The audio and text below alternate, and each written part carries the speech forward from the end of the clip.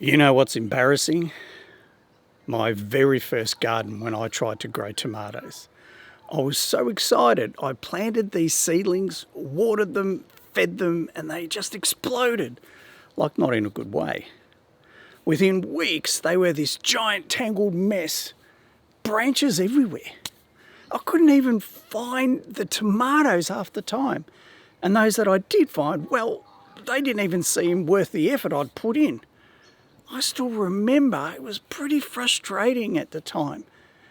It was a mess and I almost gave up. The truth is, I had no idea what I was doing back then. I certainly didn't know you needed to prune them. We didn't have YouTube back then. So if you're keen on growing tomatoes and want to avoid stuffing it up like I did, stick around. In this video, I'm going to show you exactly how you should be pruning your tomato plants. I'm going to show you what pruning actually does for your tomatoes and why it matters. I'll show you how you can identify those sneaky little shoots called suckers. We'll talk about when you should start pruning and when you should stop.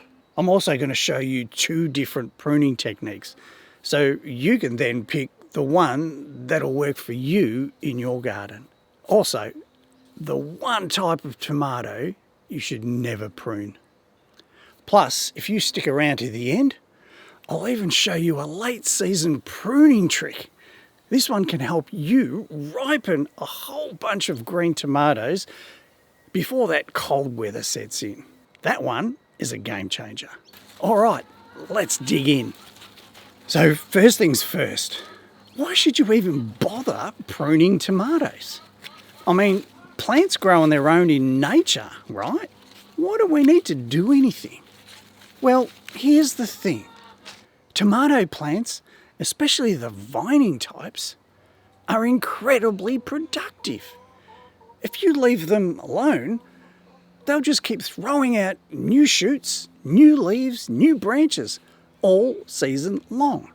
And while that sounds great, until you realise that all of that growth comes at a cost. More branches mean more leaves. More leaves mean less airflow around those leaves. Less airflow means the bottom of the plant stays damp longer after rain or watering. And damp leaves, well, that's an open invitation for fungal diseases like blight. The studies have actually shown that by removing the bottom 15 to 30 centimetres of leaves, just that one step can significantly reduce the risk of your tomatoes getting diseased. But beyond preventing diseases, pruning also helps your plant focus its energy. Think of it this way. Every new branch, every new leaf, every new flower cluster, that all takes energy.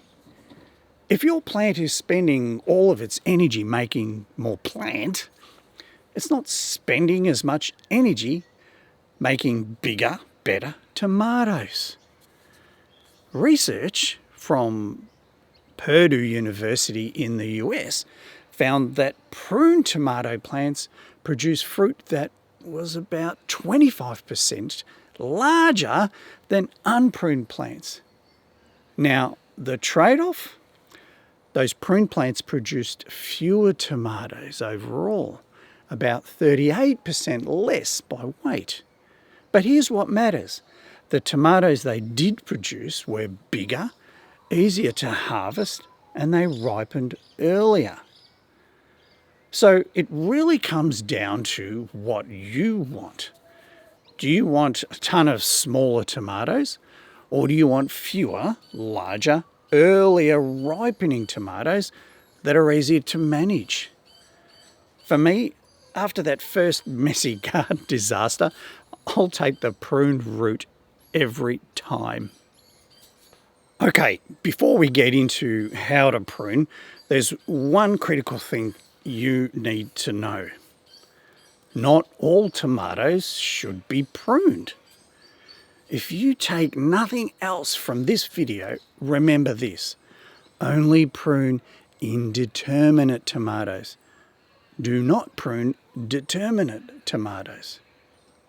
So, what's the difference? Determinate tomatoes are also called bush tomatoes. They grow to a certain height, usually pretty compact, about 1 metre tall. They set all of their fruit at once, and then they're done. Think of varieties like Roma, Tiny Tim, or anything labelled patio or bush. Because they're already programmed to stop growing, pruning them will just reduce your harvest. You want all those branches producing fruit at the same time. Now, indeterminate tomatoes, on the other hand, are the vining types. These are your groslis, your Cherokee purples, your beefsteaks. These ones keep growing taller and taller. Some, like groslis, can reach 2 metres or more. They keep producing fruit all season long until the cold weather stops them. So these are the ones that need pruning. Without it, they'll turn into that jungle I had in my first garden.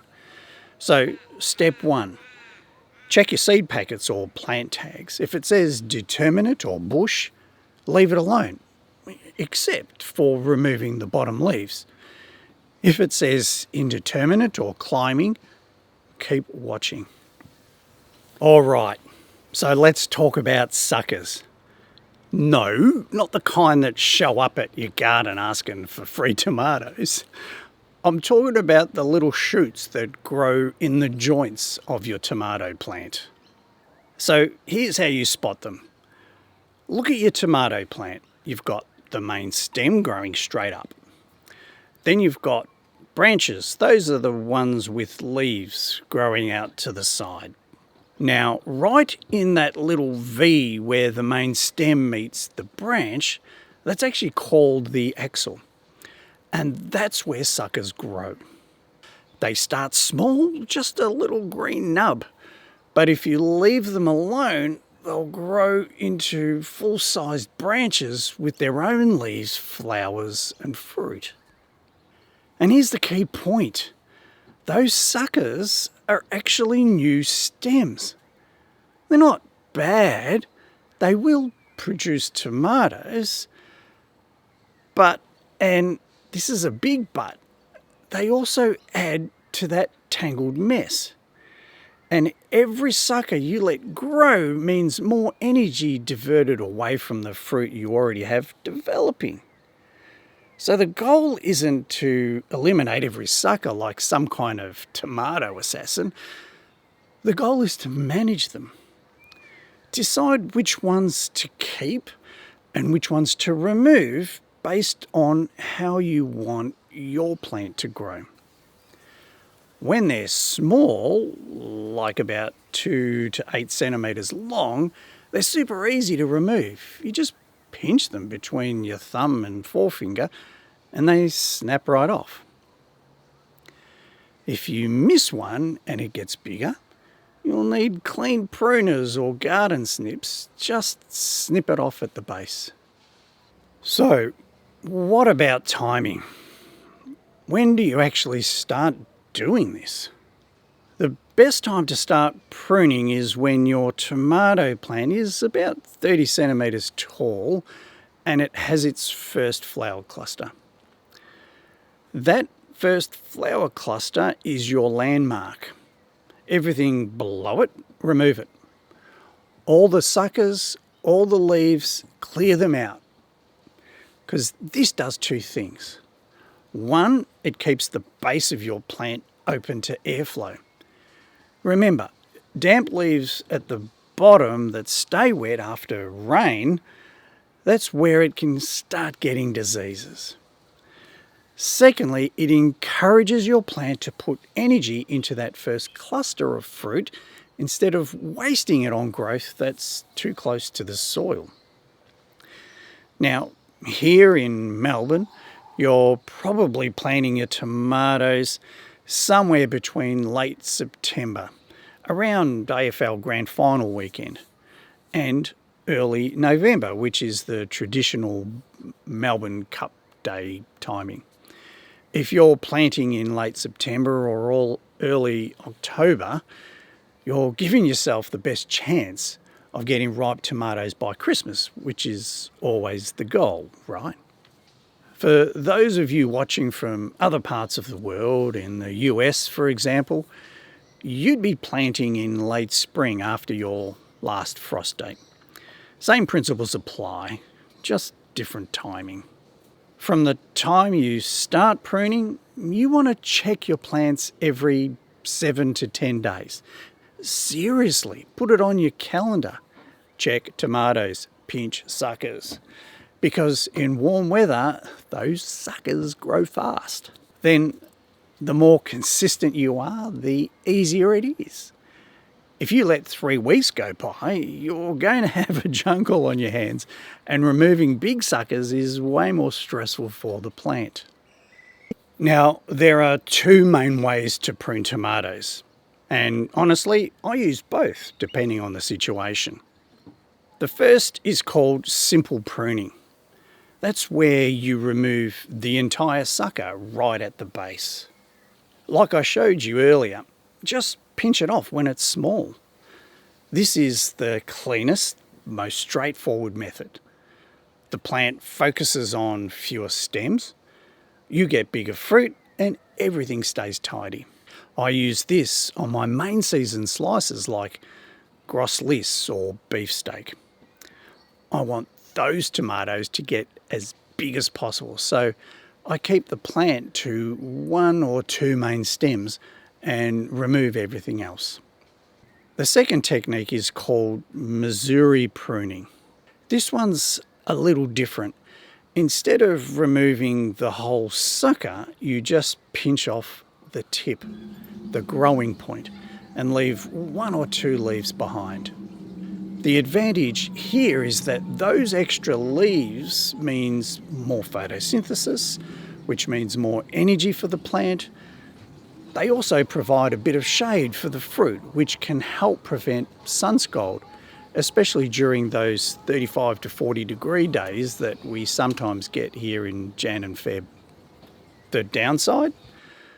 Well, those partial suckers will sprout new suckers.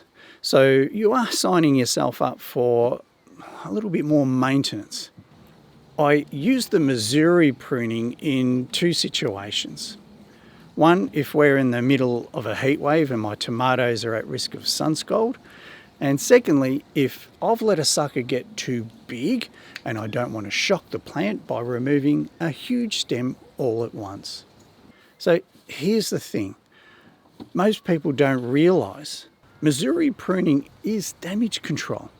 If your suckers are small and you're staying on top of them, simple pruning is cleaner and easier. But look, as you know, life happens. You go away for a week, you get busy, and suddenly you've got suckers the size of tree branches. In that case, Missouri pruning is your friend. And one important note, never remove more than about 1/3 of your plant's leaves at one time. Those leaves are like they're solar panels. They're making the energy that feeds the fruit that you've got on your plant. If you've got an overgrown plant, spread your pruning over 2 or 3 sessions a week apart. Oh look, and just a quick sidebar on tools. If you're using pruners or scissors, especially if you're moving from plant to plant, you need to sterilise them. I actually keep a small spray bottle of 70% alcohol. That's just rubbing alcohol from the chemist. After I prune a plant, I just spray the blades, wipe them down, and move on to the next one. It literally takes 5 seconds, and it can save you from spreading diseases from one plant to another. And here's a pro tip. Never prune when your plants are wet. If there's disease present, you'll just end up spreading it like wildfire. Wait until the leaves are completely dry and preferably on a warm day. All right, I promised you a bonus trick. And this one's huge if you want to make sure all those green tomatoes ripen before the weather cools down. It's called topping. Now, here in Melbourne, our first frosts typically arrive in late May. So about 4 to 6 weeks before that, let's say late March or early April, you're going to cut off the top of your tomato plant right above the last flower cluster that still has time to ripen. If you're watching from the northern hemisphere, you do this in late summer before your autumn frosts. Same technique, just adjust for your climate. Now, I know this sounds extreme, right? You're literally chopping off the top of a plant that's still growing. But here's what happens. By removing that growing tip, you're telling the plant, stop making new flowers, stop growing taller. Focus all your energy on ripening the fruit that's already there. And it works. Studies and practical experience both show that topped plants ripen their remaining fruit faster.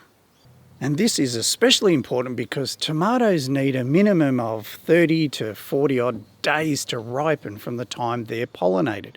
If it's late March and you've got a bunch of green tomatoes on the vine, you've got to ask yourself, will these actually have time to ripen before the cold weather hits in late May? If the answer is no, top the plant. Redirect that energy. You'll be amazed at how quickly those green tomatoes start turning red. This technique is totally optional, but if you're racing against the seasons, like most of us are, it can make a real difference in how much of your harvest you actually get to enjoy. All right, before we wrap up, let me just emphasize one more time. Pruning is about choices, not rules. Different climates, different varieties, different goals. They all mean slightly different approaches. Like if you're growing Tommy Toe cherry tomatoes in a warm part of Sydney with a long season, you might barely need to prune at all. If you're growing Gros Lis here in Melbourne and trying to get a big tomatoes by Christmas, you want to prune more aggressively. The point is to understand what your plant is trying to do and gently guide that energy toward the harvest you want. Pruning tomatoes isn't about following some rigid set of rules. It's about staying consistent, checking your plants regularly and keeping the bottom clear for airflow, and then just trusting the process. If I could go back to that first garden, the one where I felt so frustrated and lost, I'd tell myself, look, mate, it's not your fault. You just didn't know. But now you do. And now you do too. So here's my question for you. What is the biggest challenge you've faced when growing tomatoes? Is it the same tangled mess that I had? Is it diseases or just not getting your fruit to ripen in time? Look, let me know in the comments below. I would love to hear your story and whether you're gardening here in Melbourne or somewhere else entirely. And look, if you found this video helpful, hit that like button and subscribe so you don't miss the next one. I've got a whole series coming on growing tomatoes from seed right through to harvest. And trust me, you're not going to want to miss out.